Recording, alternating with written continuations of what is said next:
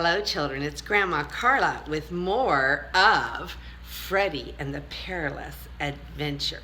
My lighting's not so good tonight, but I hope it won't be too distracting because I want to read chapter 6. It was a wild ride the animals had through the thunderstorm, and it lasted a long time.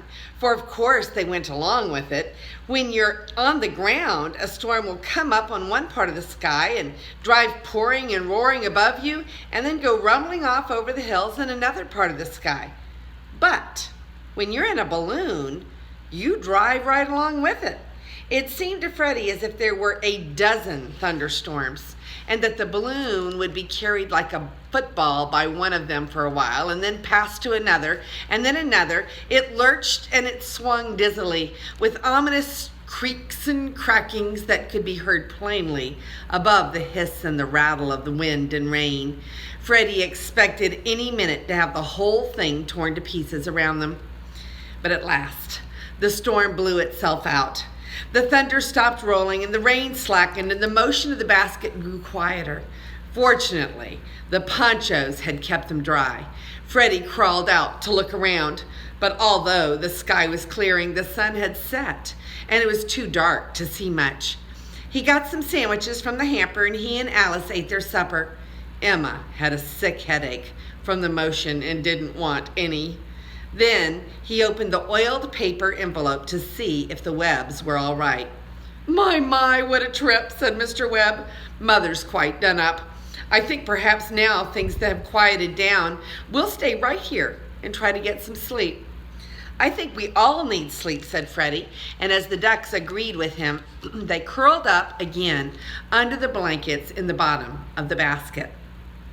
Perhaps because of the buffeting it had taken from the storm, which might have knocked some of the gas out of it, the balloon was now much nearer the ground than it had been before, and the grapnel, which Freddy had forgotten to stow away after he pulled up the hamper, barely missed by inches the tops of the taller trees over which they drifted.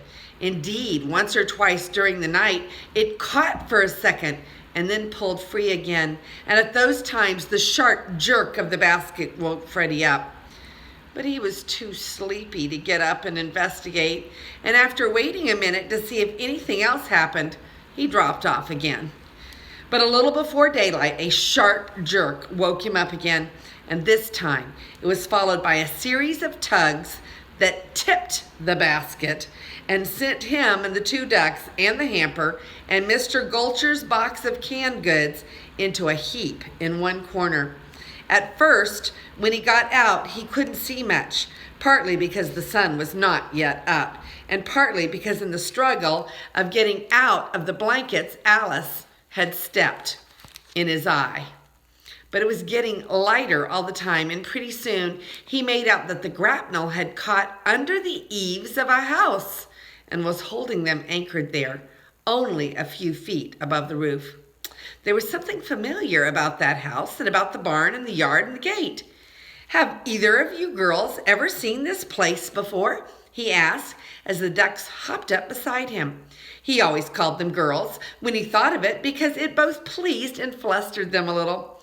It pleased them because it made them seem younger than they really were, but it flustered them because it didn't seem quite dignified. Of course, they weren't very old, but for ducks, they were really quite grown up. Why, no, Freddy, said Alice. We haven't, have we, sister? We've never been in the Adirondacks before, said Emma. I think we've been blown out of the Adirondacks, said Freddy, though where we are now, I don't know. It just seems to me I'd seen it all before. Why, now that you mention it, Alice began, and then she stopped, for an upstairs window opened in the house, and a head came out and twisted around to look at them, and then a mouth opened in the head and yelled, "Hey, Pa!"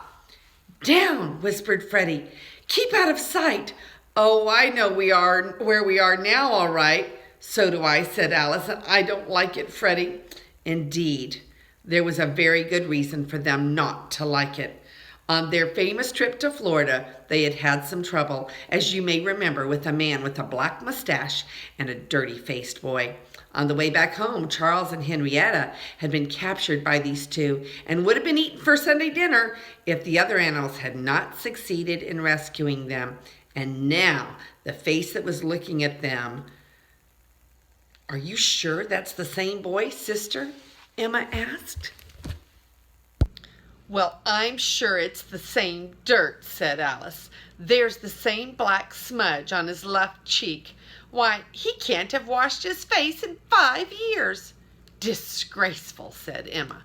The boy, followed by the man with the black mustache, who was his father, had come out into the yard and was staring up at the balloon. "That must be the balloon you heard about last night over the radio, Pa," said the boy. "The one that pig went up in that the police are hunting for." Freddy pricked up his ears. "You get a rope, Sonny," said the man, "and climb up on the roof and hook it to that anchor thing, and then we'll pull it down." "If that pig is the robber and we get the reward the police are offering for him," said the boy, "will you take me to see the circus over in South Pharisee, Pa?" "Maybe yes and maybe no," said the man. "You wait till we get it down and see what's in it." "There ain't anything in it." "Oh, yes there is," said the man. "The pig's in it. I can see the tips of his ears." "Is that the pig that talks, Pa?" The man laughed coarsely. "He won't talk much when we put an apple in his mouth and pop him in the oven." He turned suddenly and cuffed the boy. "Go get that rope." Didn't I hear Breckenridge say something to you about South Pharisee?" Emma asked Freddy. "My goodness, I don't know. What difference does it make? Did you hear what the man said?" "You needn't be so cross," said Emma. "They'll eat us too." Freddy shuddered. "Don't talk like that. Don't you realize that to escape from here, I've got to have all of my wits about me? And how can I, when you keep talking about how we're going to be eaten up? It unnerves me." "Hush, sister," said Alice calmly. "Let Freddy think." So Emma hushed, and Freddy thought. And he really did think of something. He took hold of the grapnel rope and unfastened it from the cleat. At first, he was going to let the grapnel and the rope go, but the other end of the rope was tied to the basket in a knot that it would take some time to untie, and besides, he didn't want to lose the grapnel if he could help it. So he waited until the breeze slackened a little, and then he loosened the rope and gave it a quick shake, and the grapnel came free and the balloon started slowly away from the house. At this, the man with the black mustache, who had been watching with a superior grin on his face, gave a loud yell and ran into the house. The balloon, which was moving very slowly, was only halfway across the next field when he came out again with a gun and began to run after it. "He's going to shoot us," said Alice. "Oh, Freddy, I wish we could get out and push." "All he's got to do is hit the balloon," said Freddy, "and the gas will come out and down we'll come." The man had caught up and was nearly under them now, but as he pulled up the gun to shoot, Freddy snatched 2 cans of beans out of the box of canned goods and threw them down quickly at him, one after the other. The first one hit the gun, which went off with a bang, and the charge of shot whizzed harmlessly past the balloon. And as the man opened his mouth to yell, the second can hit a rock and burst, showering him with baked beans and tomato sauce, some of which went right into his mouth. "Help! I'm being bombed!" he shouted, and he threw himself flat on his face in the hay. Then he licked his mustache. "Beans!" he exclaimed thoughtfully, and was starting to get to his feet again when he saw the tomato sauce all over his shirt. And then he gave a very loud yell and fell down even flatter than before. Freddy hadn't realized it, but the weight of the 2 cans of beans makes quite a difference in a balloon. And when he threw them out, the balloon went up quite a lot higher in the sky. They weren't out of gunshot range, but the man with the black mustache was so sure that he was mortally wounded that he lay still until the dirt-faced boy came out and helped him to his feet. And when he found out that he wasn't wounded after all, he cuffed the dirty-faced boy good. He did this for 3 reasons. First, because the balloon had gotten away. And second, because he would now probably have to take a bath to get the tomato sauce off him. And third, because it seemed like a pretty good thing to do anyway. And I don't say they are good reasons, but that is what they were. In the meantime, the balloon had sailed off across 2 meadows and a hill, and Alice and Emma were praising Freddy. "You saved our lives," they said. "Pshaw," said Freddy modestly, "that's nothing." "Our lives may be nothing to you," said Alice tartly, "but they are pretty important to us." So Freddy apologized. He wasn't quite sure what he was apologizing for, but as a general thing, if anybody expects an apology, the polite thing is to give it to them. It saves a lot of wear and tear. Although their adventure had been pretty terrifying, one thing they had learned through it: they were not very far from home.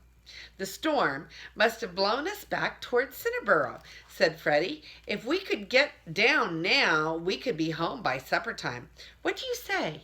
Shall we let down the grapnel and try to hook a fence or a tree? Then maybe we could pull the balloon down and get on the ground." The 2 ducks looked at each other. Then Emma said, "If you want to go home now, Freddy, Alice and I are willing. But—" She hesitated. "Why, dear me," she said, "if anyone had ever told me that I should really enjoy being blown around the sky and half starved and thundered at and chased by men with guns, I wouldn't have believed them. Our Uncle Wesley enjoyed that kind of thing, but Alice and I have always been homebodies. Of course, I've been simply terrified a good deal of the time, but now that I'm not terrified anymore— Well, sister, what do you think?" "I think you are showing a spirit of which Uncle Wesley would be very proud," said Alice. "For myself, I came out to have adventures, and if there are any more to be had, I say, let's have them. I'm quite willing to continue our voyage for a time." "Well, that's fine," said Freddy. "We don't need to ask the Webbs. They're game for anything, I know. Now, there's one reason why I would prefer not to go home right away, and that is that apparently the police are looking for us. That means that Mr. Gulcher thinks that we have stolen his balloon and has got out a warrant for our arrest. If we go home now, the police will catch us and put us in jail, and nobody will believe our explanation that the valve cord wouldn't work. But if we bring the balloon back to Mr. Gulcher ourselves, or at least leave it somewhere and then find him and explain, I think everything will be all right. Because there's a lot of difference between being arrested with the stolen goods in your possession and returning them to the owner yourself." "The police are undoubtedly looking for us," said Emma. "Look, down there." They were passing over a road, and as Freddy looked, he saw a white police car beside which stood 2 state troopers. They were looking up and waving their arms and shouting, and although the balloonist couldn't hear what they were saying, there was no misunderstanding that they were wanted. One of them even pulled out a pistol and fired 2 warning shots. "We'd better just pretend not to understand," said Freddy, and he leaned over and he waved and he nodded.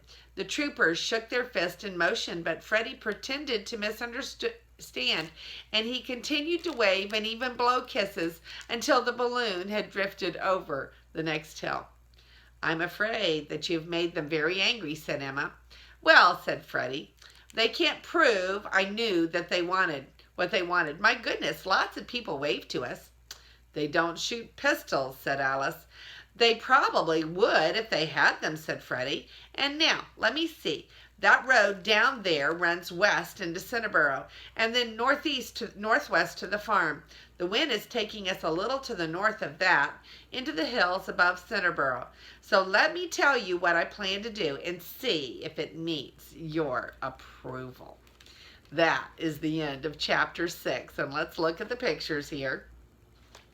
Here is the start of chapter 6, and they were in that crazy lightning storm, and they said they felt like it was like 6 or 7 lightning storms put together because they were being blown all over the place. And then here is a picture of that man with the mustache trying to shoot Freddy and Emma and Alice and the webs out of the sky, but Freddy threw some tomato cans at him with some bean cans. Let's see. Ah, there's a can right there. I can see it. Can you see it? It's down there on the ground right there. And a very, very mad man with a mustache. And that is the end of chapter 6, and we will be starting chapter 7 shortly.